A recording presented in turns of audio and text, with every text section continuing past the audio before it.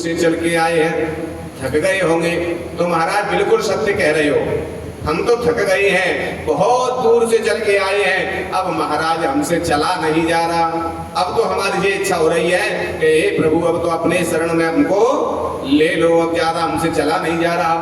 क्योंकि हम कब से चल रहे हैं, ये जीव कब से चल रहा है, ये जीव कब से चल रहा है, तो यहाँ बता रहे हैं कि हम कब से चल रहे हैं, भगवान ने जब को हमसे अलग किया है तब से चल रही है। हम कौन हैं, हम भगवान के ही अंश हैं, भगवान अंशी है वो हम अंश हैं। तुलसी बाबा कह रहे हैं इसका कि ईश्वर अंश जीव अविनाशी चेतन अमल सहज सुख राशि। हम ईश्वर के ही अंश हैं, वो अंशी है और हम अंश हैं। तो वहां से चले हैं भगवान से, तो चलते चलते 84 लाख जो योनि बनाई है भगवान ने, उनमें चलते चलते आज सबसे अंतिम योनि होती है मनुष्य की। और मनुष्य की योनि से अगर हमने भजन कर लिया तो हमें भगवान की प्राप्ति हो जाती है। अगर हमने भजन नहीं किया, प्रभु की चिंतन नहीं किया, तो फिर लौट करके 84 के चक्कर में फिर चले जाते हैं महाराज। तो इसलिए राजन तुमने ठीक कहा कि अब हमसे चला नहीं जा रहा, 84 लाख योनि में घूम घूम के अब ये योनि मिली है, अब की दाव चूक गए तो फिर 84 के योनि में चले जाएंगे। तो इसलिए महाराज अब हमसे चला नहीं जा रहा, तुमने ठीक पहचाना, अब हमसे चला नहीं जा रहा, बस हे प्रभु अब तो अपने चरणों में ले लो हमको, अब दोबारा से 84 का चक्कर नहीं लगाना पड़े। जैसे आज कहा राजा रघुवर की तो आंखें खुल गई, विचार कर रहे हैं कि हम तो इससे व्यंग कर रहे थे, अभी अभी लगाया है, इसलिए कहा था कि अभी लगो है और यहाँ पे चलो न जा रहा, तो ऐसे इसे व्यंग किया, लेकिन लगता है जो कोई साधारण व्यक्ति नहीं है। उन्होंने कहा इनको पालकी को नीचे रखो, मेरी पालकी को नीचे रख दिया और कहने लगे, हाथ जोड़ करके राजा रघुवर जड़भरत जी के सामने खड़े हो गए और क्या कह रहे हैं, महाराज मैं किसी से दुनिया में नहीं डरता हूँ। क्या कह रहे हैं कि ना हम विशंके सुरराज वज्रान रक्षस्य शूलान यमस्य दंडा नानर्क सोमा निलवे तपातम शंके वृषम ब्रह्मकुलापमान।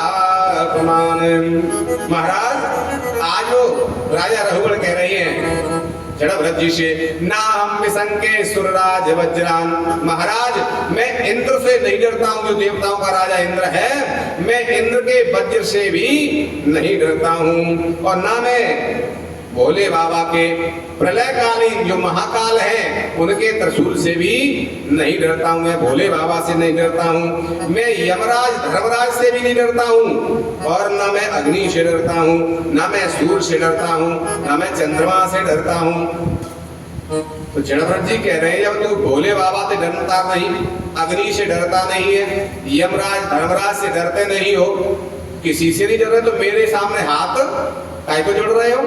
बोली वृंदावन बिहारी लाल की जय। आज वो कह रहे हैं जब तुम किसी से नहीं डरते, ना यमराज से डर रहे हो, ना भोले बाबा से डरते हो, ना देवताओं से डरते हो, तो मेरे सामने काय को हाथ जोड़ रहे हो, ये बताओ। जड़भरत जी ने कहा तुम हाथ क्यों जोड़ रहे हो? तो कहने लगे राजा रघुवर कि महाराज मैं बस संसार में पूरे ब्रह्मांड में एक व्यक्ति से डरता हूँ। किससे डरते हो? कि वृषम ब्रह्म कुलापमानम, कहीं आप ब्राह्मण तो नहीं है? ब्राह्मण ने को मैंने अपनी पालकी में तो नहीं लगा लिया, मुझसे कहीं ब्राह्मण का अपमान तो नहीं हो गया? मैं सिर्फ डरता हूँ तो सिर्फ ब्राह्मण से डरता हूँ, ना भोले बाबा से डरता, ना इंद्र से डरता हूँ, ना किसी अग्नि से, ना सूर्य से, ना चंद्रमा से, मैं किसी से नहीं डरता, सिर्फ ब्राह्मण से डरता हूँ। जड़भरत जी कह रहे हैं अरे राजन एक बात समझ में नहीं आई, देवों के देव महादेव और जो महाकाल है, कालों के काल महाकाल, तू उनसे नहीं डरता, इंद्र से नहीं डरता, अग्नि सबको भस्म कर देती है उससे नहीं डरता, तो ब्राह्मण से क्यों डरता भाई? ये हमारी समझ में नहीं आई। कहने लगे महाराज भोले बाबा रुष्ट हो जाएंगे तो महाकाल है तो हमारी मृत्यु कर देंगे, प्रलयकालीन त्रिशूल के द्वारा हमको मार देंगे और कुछ नहीं कर सकते, और इंद्र रुष्ट हो जाएगा तो वज्र के द्वारा हमें मार देगा, अग्नि रुष्ट हो गए अग्नि देवता तो हमको जला करके राख कर देंगे, भस्म कर देंगे, चंद्रमा रुष्ट हो गया तो उनके अंदर शीतलता होती है, बर्फ में हमको गला देंगे, सूर्य अग्नि से तेज है वो हमको जला देंगे, लेकिन कहीं ब्राह्मण का अपमान हो गया आगे से हमसे तो हमारे वंश को ही निर्वंश कर देंगे। ब्राह्मण का अगर हृदय से आशीर्वाद श्राप लग गया तो उसका वंश ही पूरा वंश निर्वंश हो जाएगा और तो हमें ही नष्ट करेंगे। और अगर ब्राह्मण का अपमान हो गया तो हमारा वंश पूरा नष्ट हो जाएगा, निर्वंश हो जाएंगे। इसलिए महाराज कहीं तुम ब्राह्मण तो नहीं हो, तुम्हारा अपमान तो नहीं हो गया, मैंने अपनी पालकी में नहीं लगा दी। आज जैसे ही कहा तो आज कहले महाराज राजा रघुगण तुम बातें तो विद्वानों जैसी करते हो, लगता है तुम सत्संग करते हो, क्योंकि सत्संग में तो मिलती है ये बातें, तो सत्संगी लगते हो तो तुमने दो चार कथाएं सुन रखी हैं इसलिए ऐसी बातें कर रहे हो। लेकिन लगता है तुम बिल्कुल मूर्ख हो, पढ़े लिखे मूर्ख हो। एक तो होते हैं अनपढ़ मूर्ख, एक तुम पढ़े लिखे मूर्ख लगते हो। जो पढ़े लिखे कैसे होते हैं कि 4-6 चौपाई 10-20 चौपाई सीख ली, 4-6 कथा सीख ली और जहां बैठेंगे बस अपने प्रवचन शुरू कर देंगे कि मानो इनके समान कोई विद्वान दूसरा है ही नहीं। तो महाराज तुम पढ़े लिखे मूर्ख लगते हो। कैसे महाराज? कहने लगे कि देखो एक समय की बात है, मैं तुमको एक दृष्टांत देता हूँ, उसके माध्यम से समझाता हूँ। एक व्यक्ति था, उसके पास बहुत सा धन था, वो धन लेकर के भाग रहा था, तब तक उसके पीछे 6 डाकू पड़ गए। 6 डाकू उसके पीछे लग गए धन को लूटने। अब तो वो घबराने लगा, ये मेरा धन सब लूट ले जाएंगे डाकू, अब मैं क्या करूं? अब तो वो भागने लगा। तो भागते भागते डाकू उसका पीछा नहीं छोड़ रहे, कहीं भी जा रहा है व्यक्ति उसका पीछा वो डाकू नहीं छोड़ रहे। तो महाराज भागते भागते उसे एक कुआं दिखाई दिया। उसने विचार किया कुआं में कूद जाऊं तो डाकू निकल जाएंगे तो मैं अपने माल को बचा लूंगा। जैसे कुआं पे गया तो कुआं के अंदर 5 फन का सांप बैठा था। 5 फन का सांप देख करके विचार किया कुआं में गया तो सिर्फ खा जाएगा और बाहर रहूंगा तो डाकू मार देंगे, अब तो मेरी तरफ से दोनों तरफ से मेरी मृत्यु निश्चित है। ऐसा सोच करके आज मैं उस व्यक्ति ने, उस व्यापारी ने फिर दोबारा से कुआं में झांक के देखा तो उसमें एक पेड़ दिखाई दे गया। आपने देखा होगा जो पुराने कुआं हो जाएं उसमें से बीच में से पेड़ निकल आते हैं पुराने कुआं में, तो उसमें से बीच में से पेड़ दिखाई दिया। उसने व्यापारी ने विचार किया बाहर रहूंगा डाकू मार देंगे, अंदर जाऊंगा सर्प डसलेगा, इसलिए अब पेड़ के ऊपर छलांग लगा दूं तो मैं दोनों तरफ से बच जाऊंगा। इस डाकू सरदार इस व्यापारी ने आज उसमें कुआं में छलांग लगाई तो पेड़ की डाली को पकड़ लिया, ना तो नीचे गया और ना ऊपर रहा, पेड़ की डाली को पकड़ के लटक गया। जैसे ही पेड़ की डाली को पकड़ा तो उस पेड़ में मऊख लगी थी, जो डाली हली तो मऊख उड़ने लगी और जाकर के उस व्यापारी को मऊख खाने लगी। अब मऊख ने जो खाया बड़ा कष्ट हुआ इसको कि चलो सर्प से और डाकू से बचे तो मऊख खाने लगी, अब तो बड़ा कष्ट हुआ।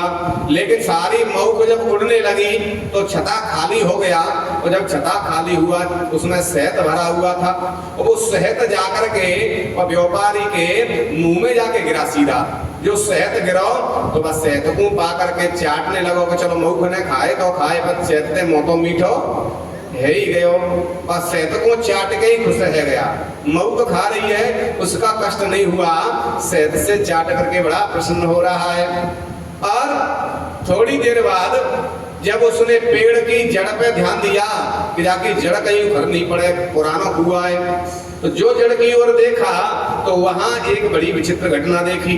क्या देखी कि उस जड़ के पास में 2 चूहा बैठे थे, एक सफेद चूहा एक कालो चूहा, और दोनों चूहा अपने दांत से वह पेड़ की जड़ें काट रहे हैं। 2 लंग थे, एक लंग से बैठो और दूसरी साइड से दूसरा चूहा बैठ कर दांत से वही जड़ें काट रहा हो।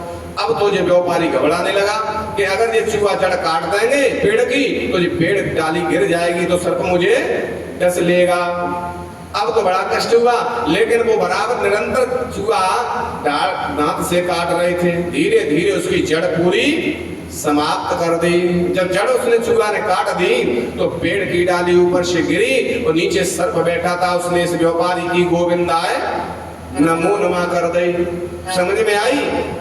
जड़ भरत जी कह रहे हैं राजा रघुवर से, मेरी कथा कुछ समझ में आई कि महाराज सुने में मैं तो अच्छी लगी, लेकिन वास्तव में आध्यात्म का इसका अर्थ क्या है वो हमारे पल्ले नहीं पड़ी है कि तुम कहना हमसे क्या चाह रहे हो उसके माध्यम से।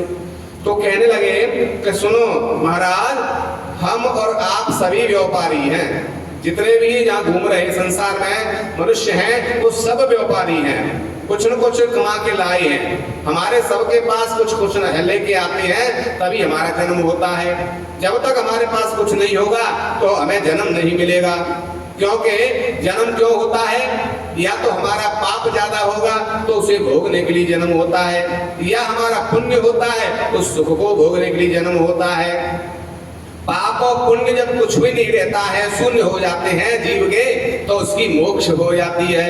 अगर पुण्य ज्यादा हो गए तो फिर भी हमें आना पड़ेगा सुख भोगने, और पाप ज्यादा हो गए तो प्रायश्चित करने आना पड़ता है।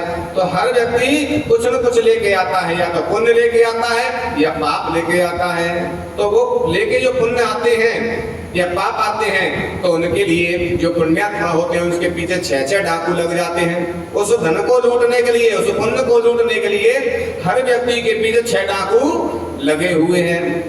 राजा वर्ष समझे तो कहते महाराज 6 डाकू कौन से हैं? तो बता रहे हैं कि काम, क्रोध, लोभ, मोह, मान और मत्सर। ये 6 डाकू हर व्यक्ति के अंदर बैठे हैं और हर समय उसके पुण्य को लूट रही हैं, सदमार्ग से उसको भटका रही हैं। अगर इनसे बचना है तो जीव जब भगवान का सत्संग करता है तो जाकर के इन डाकुओं से बचने के लिए भागता है। जब भागता है तो इसे एक अंधकूप दिखाई देता है। अंधकूप क्या है? ये संसार ही अंधकूप है।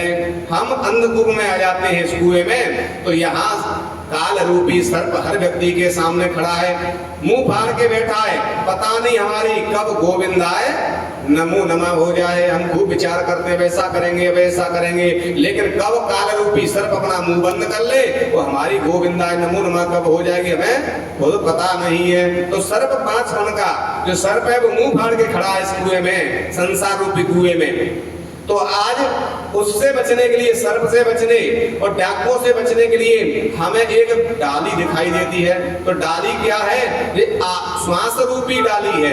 हम सबको, मनुष्यों को श्वास रूपी डाली पे हम चढ़ जाते हैं। वो व्यापारी पर पेड़ पे गया, वो क्या पेड़ है? वो श्वास रूपी पेड़ है, उस पर पहुंच गया और वहां जाकर के जैसे पहुंचा, जिसको जन्म मिला श्वास जितनी भगवान ने दी उस श्वासों के अनुसार उस पेड़ पे पहुंच गया। तो जाकर के वहां मऊ उड़ने लगी। मऊ क्या है? जो काटने लगी उस व्यापारी को, हम लोगों को। तो मऊ क्या है? जो हमारे रिश्तेदार है वो हमारी मऊ है, पत्नी है, माँ है, बहन है, बेटी है। अब जी हमको सब काट रही है। माँ कह रही है मैंने जन्म तो दिया है, तुम मेरी सुन। विवाह है गया तो पत्नी कह रही है तुम मेरी सुन, मेरे संग विवाह होके आयो है। संतान कह रही है हमको जन्म दिया है, हमारी व्यवस्था करो। तो सबरी मऊ को चिपट जाती है उस व्यापारी से, हम आप में चिपटी हुई है, काट रही है सम्मुख, लेकिन उसमें भी कष्ट हो रहा है, फिर भी जी रहा है। तो इसके लिए मऊ का छटा में से थोड़ा सा शहद जाके मुंह में टपका। वो शहद क्या है कि हमारे घर में कितने भी कष्ट हैं, हम कितने भी कष्ट में हो, लेकिन हमारे घर में अगर बालक का जन्म हो जाए तो सबरे कष्ट हम भूल जाते हैं। हमारे घर में ढोलक बजने लगती है और मंगल गीत गबने लगते हैं। चाहे कितने कष्ट में व्यक्ति हो तो भी उनके घर में मंगल गीत बालक के जन्म पे गबते हैं। तो शहद रूपी वो बालक का जन्म हो जाता है, तो शहद को चाट करके, बालक को दे करके सबरे दुख भूल करके हम उसमें नाचने लगते हैं, खुश हो जाते हैं, बधाई गाने लगते हैं, दान करते हैं, पूजा पाठ करते हैं, बड़े प्रसन्न होते हैं शहद को चाट करके। और कुछ समय के बाद जब उस बालक का जन्म हो जाए, उसके बाद जब हमारी आयु बढ़ती है तो हमें अपनी जड़ की ओर ध्यान आता है कि हम कितने बड़े हैं गए, संसार में आए, अब हम काय के लिए आए, इतनी हमें उम्र मिली है। तो ज्यादा उम्र हमारी नहीं है, गिनती की श्वास भगवान के यहाँ से मिली है। चाहे तो विषय वासना में नष्ट कर लो, चाहे कमाई करने में अपनी श्वासों को समाप्त कर लो, चाहे भगवान को भजन करने में लगा लो। श्वास तो गिनती की मिली है, जड़ तो कितनी ही है। अब उस जड़ को नष्ट करने के लिए, श्वासों को खत्म करने के लिए 2 चूहा बैठे हैं। कौन से चूहा है? एक सफेद चूहा, एक काला चूहा है। तो सफेद है वो दिन है, वो काला है वो रात है। तो दिन रात करके हमारी जड़ कट रही है। हम कह रहे हैं हम इतने बड़े है गए, इतने साल के है गए, इतने बड़े है गए, बड़े ना है गए, तुम इतने कट गए, तुम्हारी जड़ कट गई इतनी, तुम इतने खत्म है गए, बड़े ना है रहे, तुम तो घट रहे हो, तुम्हारी श्वासें समाप्त हो रही। हम कह रहे हैं हम बड़े है रही है, बढ़ रहे हैं, बड़े ना रहे, तुम घट रहे हो महाराज। धीरे धीरे दिन रात करके वो पूरी जड़ पूरी श्वासें पूरी हो जाएंगी, उसी समय वो डाली गिर जाएगी। हमारी श्वास रूपी गोविंदाय श्वासें पूरी होंगी तो हमारी नीचे गिरते ही और गोविंदाय नमो नमः सर्प रूपी 5 मन का वो सर्प है, वो काल व्याल मुख ग्रास त्रासरणा सहे तबे काल रूपी सर्प है, वो सबकी गोविंदाय नमो नमः कर देता है। आई रहा समझ में, इसलिए हम लोग बढ़ नहीं रहे, हमारी श्वासें समाप्त हो रही है और सब एक है, कोई अलग नहीं है। हम भगवान से आए हैं, ईश्वर अंश जीव अविनाशी और चेतन मल सहज सुख राशि। सभी भगवान के ही अंश हैं, कोई अलग नहीं है, सब एक है। जो जैसा कर्म करता है कर्म के अनुसार उसे उनकी योनि प्राप्त होती है। अष्टांग योग का वर्णन किया है कि तो जड़ भरत जी हाथ जोड़ रही है, प्रार्थना करें महाराज हमें कैसे भगवान की प्राप्ति होगी, कैसे हमारा कल्याण होगा। तो जड़ भरत जी ने अष्टांग योग है, नवदा भक्ति जो कपिल देव भगवान ने देवहूति मैया के लिए वर्णन करो वो कल हमने आपके लिए श्रवण कराया, वो नवदा भक्ति जो तुलसी बाबा ने वर्णन किया रामचरितमानस में, भगवान ने सभी के लिए वर्णन किया, वो नवदा भक्ति है, अष्टांग योग है, सांख्य योग है, भूगोल है, खगोल है। बड़े विस्तार से जड़ भरत जी ने आज राजा रघुगण के लिए वर्णन करो है। जिस सांख्य योग को पढ़ने के लिए आज राजा कपिल देव भगवान के वहां जा रहे, उसका विस्तार से वर्णन जड़ भरत जी ने यहाँ कर दिया। अब तो सुन करके चरणों में राजा रघुगण जड़ भरत जी के चरणों में लेट गया, कहता महाराज मुझसे बहुत बड़ी भूल हो गई, कहीं कपिल देव भगवान ही तो नहीं हुआ जिनके यहाँ मैं जा रहा था। कि कहाँ जा रहे थे? कि मैं सत्संग करने जा रहा था कपिल देव भगवान के यहाँ। कहने लगे तो संत के यहाँ जा रहे हो, पालकी में बैठ के जा रहे हो, क्या संत की कृपा तुम्हें मिलेगी? कभी नहीं मिलेगी। संत के यहाँ जाए, गुरु के यहाँ जाए तो अहंकार अभिमान लेकर के नहीं जाना चाहिए, अन्यथा तुमको कुछ भी प्राप्त नहीं होगा। कहते हैं कि संत मिलन को चालिए तज माया अभिमान, जो जो पग आगे रखे कोटिन यज्ञ समान। शास्त्रों में बताया है अपने गुरु के यहाँ जाए, संत के दर्शन करने जाए, भगवान की तीर्थ यात्रा करने जाए तो पैदल यात्रा करना चाहिए। संत मिलन को चालिए तज माया अभिमान, अहंकार त्याग देना चाहिए कि मैं राजा हूँ, पालकी में बैठ के जाऊंगा, मैं पैसे वाला हूँ, मेरी ऐसी व्यवस्था होना चाहिए, वैसी व्यवस्था होना चाहिए। अगर ये अहंकार होगा तो कभी संत कृपा नहीं मिलेगी, भगवान की कृपा तुम्हें नहीं मिलेगी। तो संत मिलन को चालिए तज माया अभिमान, और जो जो पग आगे रखे कोटिन यज्ञ समान। एक एक कदम बढ़ाओगे तो तुम्हारे यज्ञों के पुण्य का फल प्राप्त होगा। तो आज कपिल देव के यहाँ जा रहे हो और अहंकार लेके जा रहे हो, मैं राजा हूँ, पालकी में बैठ के जाऊंगा, मेरा इतना बड़ा रुतबा है, इतना पैसे वाला, इतना धनवान हूँ, ऐसा राजा हूँ। अगर ये अहंकार लेके जाओगे, क्या कपिल देव भगवान की कृपा मिलेगी? क्या तुमको आशीर्वाद मिलेगा? कभी नहीं मिलेगा। संत के यहाँ जाओ तो अहंकार अभिमान को त्याग के जाओगे तो ही गुरु कृपा मिलेगी या संत कृपा मिलेगी। अपने अंदर अहंकार रहेगा कभी कृपा मिलने वाली नहीं है। आज तो चरणों में लेट गया, जो सुनने के लिए जा रहा था सांख्य योग वो तो यही वर्णन कर दिया आज जड़ भरत जी ने। तो आज कहने प्रभु तो अब तो पालकी कौन हो तुम? आज पूछने लगे कि तुम कौन हो, अपना परिचय दो। तो कहने मैं राजा रघुगण हूँ। अच्छा आप राजा रघुगण हो? कि हाँ। तो कहने लगे जड़ भरत जी कि राजा रघुगण से हमें मिला दो। के सामने खड़े तो हैं कि ऐसे नहीं, हाथ लगाओ, बताओ कहाँ है राजा रघुगण। उन्होंने की जय राजा रघुगण, छाती पे हाथ लगाओ, तुम्हारी छाती है, राजा रघुगण नहीं है।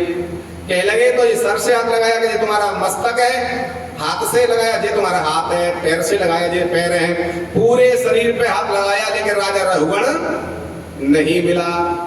अब तो चक्कर में पड़ गए कि महाराज राजा रघुगण कहाँ है? कि बस जब जिस दिन तुमको ये पता चल जाएगा कि राजा रघुगण कहाँ है, इतना समझ जाओगे कि मैं कौन हूँ, उसी समय तुम्हें किसी की ढूंढने की जरूरत नहीं पड़ेगी। और पालकी में बैठ के जा रहे हो? कि हाँ। तो पालकी कहाँ है? इसे पालकी से मिला दो। तो क्या मिला? ये पालकी तो है, इसमें बैठ के जा रहा था कि हमारा पालकी बताओ, और पालकी को खुलवा दिया गया, पालकी से हमें मिला दो।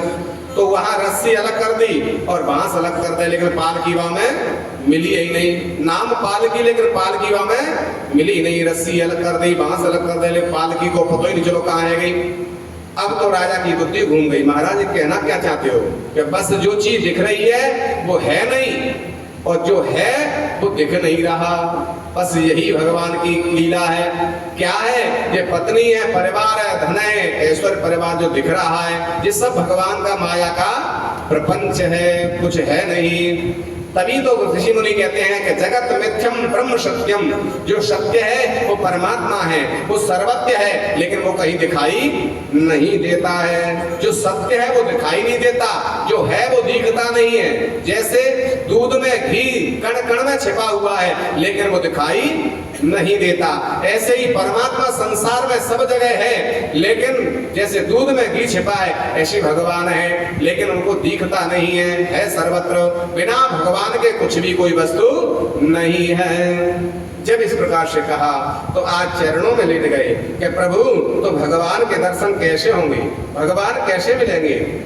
तो आज कहने लगे महापुरुषों के चरणों की रज मस्तक पे लगाओगे तब तुम्हें को ये प्राप्त होगा, तब तुम्हें भगवान की कृपा और भगवान के दर्शन होंगे। जब तक महापुरुष और गुरु के चरणों की रज मस्तक पे धारण नहीं करोगे तब तक तुम्हें भगवान की प्राप्ति नहीं हो सकती, कल्याण तुम्हारा नहीं हो सकती।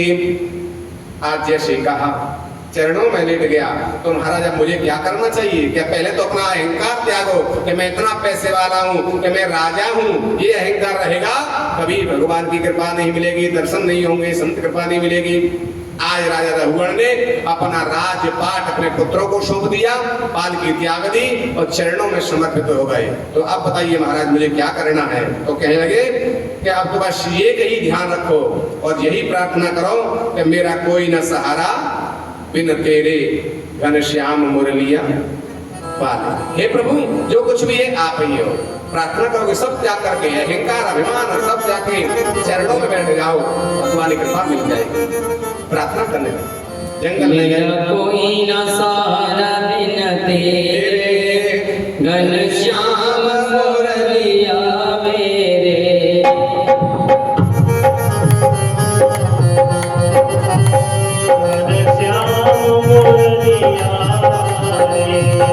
मेरा कोई न सहारा बिन तेरे घनश्याम सवरिया मेरे। मेरा कोई न सहारा बिन तेरे घनश्याम सवरिया मेरे। घनश्याम सवरिया मेरे। घनश्याम सवरिया मेरे। मेरा कोई न सहारा बिन तेरे घनश्याम सवरिया मेरे। मेरा कोई न सहारा बिन तेरे घनश्याम सवरिया मेरे। तेरे बिन मेरा कौन यहाँ, तेरे बिन मेरा कोई यहाँ। प्रभु तुम्हें छोड़ के जाऊंगा, प्रभु तुम्हें छोड़ के जाऊंगा। मैं तो आन पड़ा तेरे घनश्याम सवरिया मेरे। मेरा कोई न सहारा बिन तेरे घनश्याम सवरिया मेरे। मेरे जन्म लिया जग में आया, मैंने जन्म लिया जग में आया। तेरी कृपा से नर्तन पाया, तेरी कृपा से नर्तन पाया। तूने की पुकार बनेरे घनश्याम सवरिया मेरे। मेरा कोई न सहारा बिन तेरे घनश्याम सवरिया मेरे।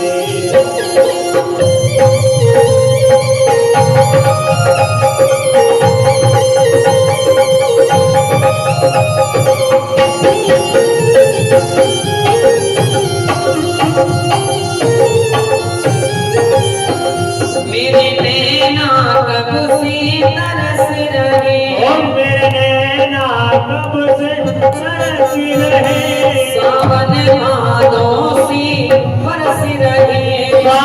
सावन भादों से बरस रहे अब छाए घन घोर अंधेरे घनश्याम सवरिया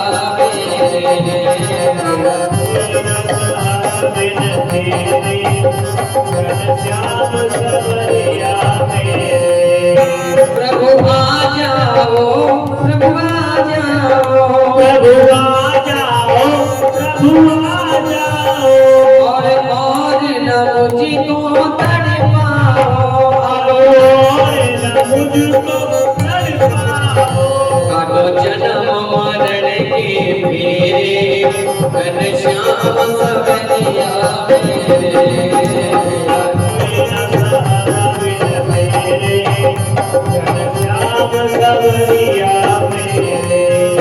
जिस दिन से दुनिया में आया इस दुनिया से दुनिया में आया जिस दिन से दुनिया में आया इस दिन से दुनिया में आया मेरे पल भर चैन नहीं पाया पल पल चैन नहीं पाया मेरे पल भर चैन नहीं पाया मेरे पल भर चैन नहीं पाया सही कष्ट पे कष्ट घनेरे सही कष्ट पे कष्ट घनेरे घनश्याम सवरिया मेरा कोई न सहारा बिन तेरे घनश्याम सवरिया मेरा कोई न सहारा बिन तेरे घनश्याम सवरिया मेरा कोई न सहारा बिन तेरे घनश्याम सवरिया ओ गुरुदेव सवरिया मेरे गुरुदेव देव सवरिया ओ गुरुदेव सवरिया बोली वृंदावन बिहारी लाल की, सदगुरुदेव भगवान की, सिद्ध महाराज की। आज कहने लगे भगवान के चरणों में भगवान के हो जाओगे, अपना अहंकार त्याग दोगे, तब तुम्हें भगवान की प्राप्ति होगी। जब तक अहंकार रहेगा धन का, पद का, पैसे का, बुद्धि का, बल का, तब तक भगवान की कृपा मिलने वाली नहीं है। आज राजा रघुगण ने सब कुछ त्याग करके भगवान के चरणों में समर्पित हो गए और जड़ भक्त के अनुसार बताए हुए मार्ग से भगवान का तन मन धन से चिंतन किया, समर्पण भाव से भगवान का चिंतन किया और भगवान की कृपा से राजा रघुगण की सदगति हो गई। बोली वृंदावन बिहारी लाल की, सदगुरुदेव भगवान की। आज उनकी सदगति हो गई राजा रघुगण की और भगवान का चिंतन करते करते जड़ भरत जी महाराज की भी सदगति हो जाती है। इस प्रकार से मनु महाराज की जो 5 संतान थी, आपूति, देवहूति, प्रसूति, 3 कन्या, प्रियव्रत, उत्तानपाद 2 पुत्र थे। ऐसे मनु महाराज की जो 5 संतान थी, उन 5 संतान के वंश का हमने आपसे वर्णन किया है। आज बड़े प्रसन्न होते हैं। बोलिए विष्णुदेव भगवान की, वृंदावन बिहारी लाल की। अब 10 मिनट का विश्राम ले लो, 5 मिनट का, क्योंकि पढ़ने वाले अपने आप खड़े होकर चल रहे था, इसलिए विश्राम देना ठीक है। 5 मिनट वाले पीछे में जाएंगे, पंडित जी करे आप या वही करे आप, उसके बाद में फिर आगे की कथा श्रवण कराएंगे। श्रीमद् भागवते महापुराणे अध्याय श्री हरे नमः। सब लोग जिनको लघु शंका लगे लघु शंका करे आए, पैर सीधे कर लो।